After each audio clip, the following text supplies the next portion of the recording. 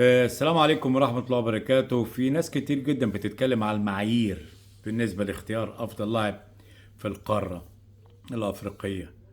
هي المعايير بتظهر لما يكونوا عاوزين يطلعوا المعايير فقط لا غير، ولكن المعايير بالنسبة لي أنا شخصيا أنا شايفها ملغية من 2006 لما فابيو كانافارو كسب أفضل لاعب في العالم، وكان أندريا بيرلو أفضل لاعب في كأس العالم وكان يستحق أن يكون أفضل لاعب في العالم، ولكن فابيو كان مضى للريال قبلها بشهر.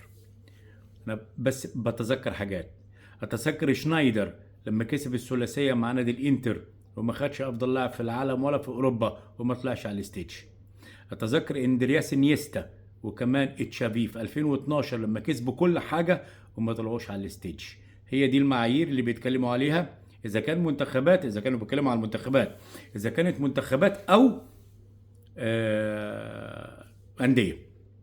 نتكلم على أفريقيا أو كمان هروح ديدي دروجبا كسب دوري أبطال أوروبا وعمل بطولة عظيمة مع تشيلسي وما طلعش على الستيج. فالاتحاد الدولي والاتحاد الأوروبي والاتحاد الآسيوي والاتحاد القاري ما عندهمش معايير، ولكن هي ماشية مجاملات.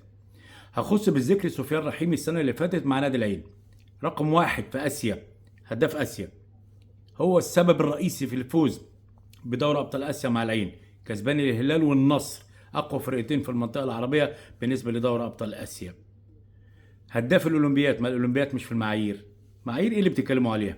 طيب اذا كانوا بيتكلموا على ويليامز اللي هو موتسيبا رئيس الاتحاد الافريقي الجنوب افريقي وكان ملك سان داونز وابن رئيس النادي، طب انت عندك حارس كوت ديفوار كسبان بطوله افريقيا ورقم واحد والاساسي والمهم والمؤثر لفوز كوت ديفوار بكاس الافريقيه، اذا كانوا بيتكلموا على المعايير بتاعه المنتخبات.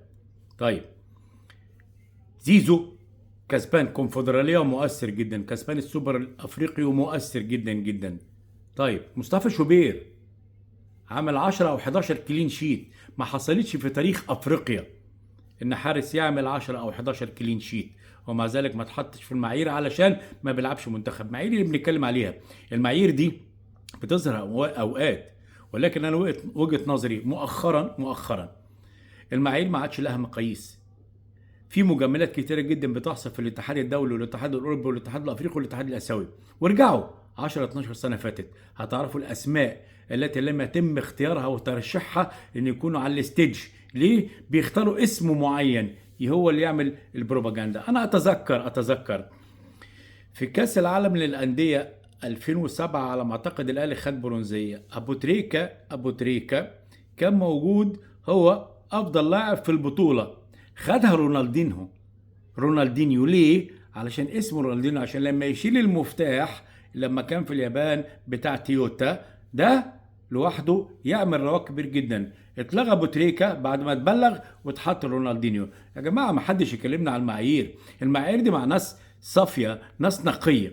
الاهم من كده محمد صلاح.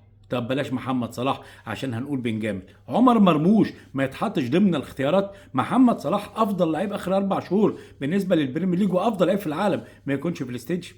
حرام، امور كتيره جدا يجب مراجعتها. ما حدش يكلمنا على المعايير لان فيها مجاملات كتيره جدا جدا موجوده في الاتحاد الدولي والاتحاد الاوروبي والاتحاد الاسيوي والاتحاد الافريقي. تحياتي وسلموا لي على المعايير.